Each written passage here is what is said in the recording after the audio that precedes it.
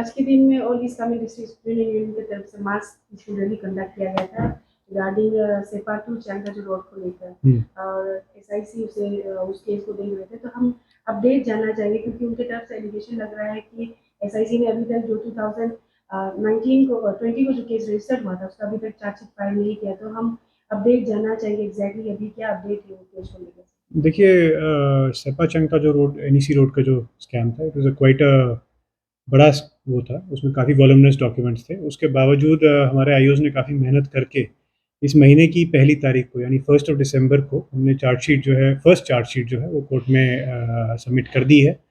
और कोर्ट ने जो है उसको 5/22 जो है वो चार्जशीट नंबर जो है वो हमने इस महीने स्टार्टिंग में कोर्ट में दाखिल कर दिया है।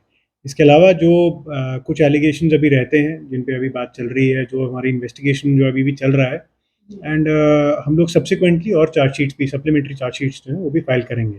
लेकिन जो मेन फर्स्ट चार्जशीट है वो पहले ही फाइल की जा चुकी है।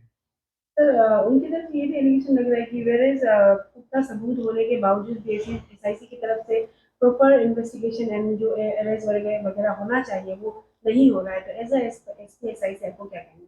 देखिए, उसमें जितना भी सबूत हमारे पास आया है उसको हमने कॉग्निजेंस में लेकर के तभी हमने केस को चार्जशीट किया है। ऐसा तो नहीं है कि भी सबूत नहीं है। और जो मैंने आपको जैसे बताया कि ये बहुत ही पुराना एक मैटर है, 2008 से लेकर के चल रहा है। तो इतने ज़्यादा वॉल्यूमिनस डॉक्यूमेंट्स हैं, तो उनमें उनको पढ़ने में, उनको समझने में, उनको इंटरप्रेट करने में, उनकी फिर वेरिफिकेशन करने में, सब में समय लगता है। तो इसलिए इन्वेस्टिगेशन में हम ये नहीं कह सकते कि एक ही दिन में आपके पास डॉक्यूमेंट आ गया और आपने अगले दिन जो है चार्जशीट फाइल कर दी। It has taken some time, no doubt, but we have filed the first chargesheet and we will file the supplementary chargesheets also in due time.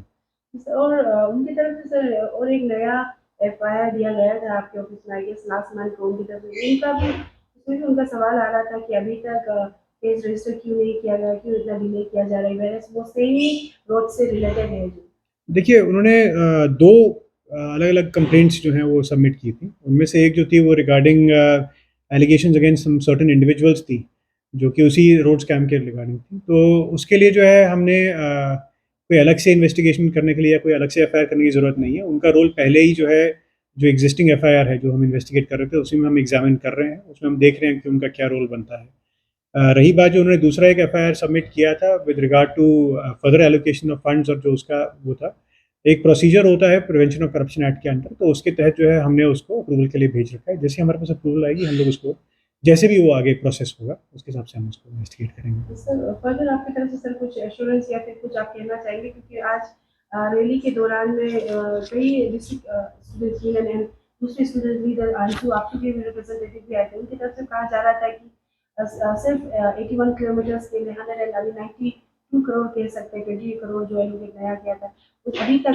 14 साल हो चुका है सर, बन के नहीं हुआ ड्यू टू ये करप्शन होने की वजह से। तो एसआईसी इसे प्रायोरिटीज में रखकर उसे इन्वेस्टिगेट करेंगे, इस तरह की कुछ ज़्यादा सर आपको? देखिए, हमारे लिए all cases are priority. We will not differentiate just based on one specific this thing. लेकिन ये है कि हाँ, जो हमारे पास केस था हमने उसको इन्वेस्टिगेट किया है।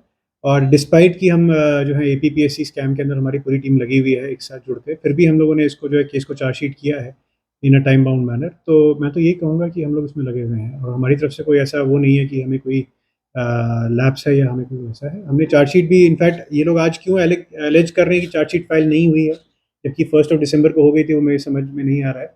And if they want they can very well go and verify with the court.